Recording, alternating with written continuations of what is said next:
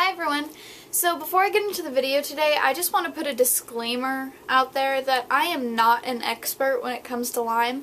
I was just diagnosed in January and it is only May, so I've really only had a couple of months to really read about it, learn about it, and try and understand it. So any information that I do give, I'm getting from books that I've read and from websites that I've read. And I usually put links so that you can check them out if you want to read up on it as well. Lyme is kind of complicated, and I've brought controversies up before, but I haven't really gone into it yet. And that will still be another video that I have yet to record, because that's the hardest one to record, because it's the one that I don't understand the most. So I just wanted to put that out there.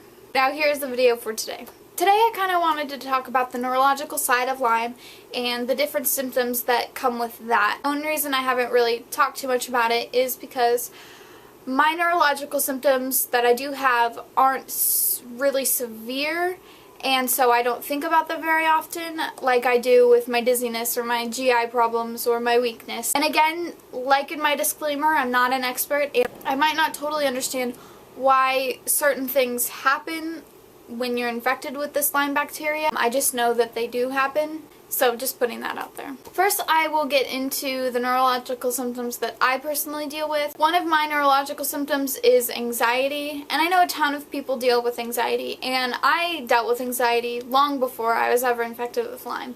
I've always been somewhat of an anxious being, but I have noticed, as well as, family and friends have noticed, that my anxiety has gotten so much worse since being infected with Lyme, and anxiety is definitely one of the symptoms of Lyme, one of the possible symptoms of Lyme, I should say. Another neurological symptom of Lyme that I deal with is something called brain fog, loss of concentration, difficulty remembering what I've just read, things like that.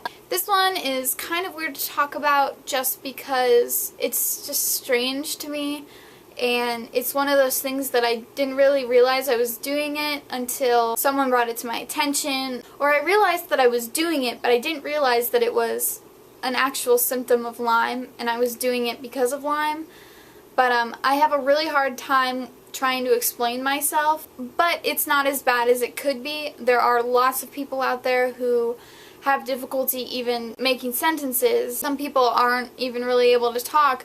Some people just cannot concentrate on anything, much more severe than what I deal with. Those are two of my neurological symptoms that I deal with. Again, they're not super severe, which is part of the reason why I haven't talked about them too often. But a couple other neurological symptoms are Bell's palsy, which is partial face paralysis, sometimes causing face droopiness, but there are a lot of Lyme patients that do experience Bell's palsy. Numbness and weakness in limbs. This is something that I personally deal with. There are episodes where my limbs are so weak I can hardly lift a book, to read or something. Thankfully, that actually hasn't happened in probably 2 months, and that's just a sign of improvement in my treatment, so yay for me. Another neurological symptom of Lyme is depression. I personally haven't had to deal with depression, and I get depressed about things, a lot of things, especially dealing with Lyme disease. I have not been diagnosed with depression. But depression is serious, and it does affect many people outside of the Lyme community, but it is a neurological symptom of Lyme.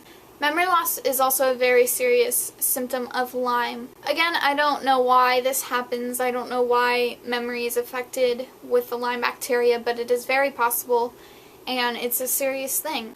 Another neurological symptom of Lyme is seizing, having seizures. I personally have never had seizures, but seizures are definitely very serious, and there are Lyme patients who deal with seizing, and it's a very serious issue, and it is a very serious symptom. Again, I'm just going to emphasize that I don't really understand why these things happen.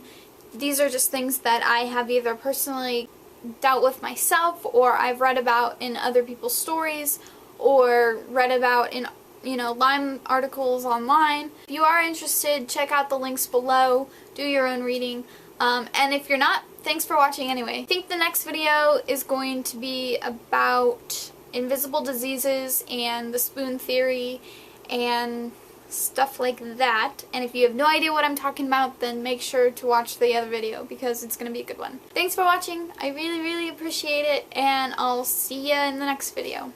Bye, guys!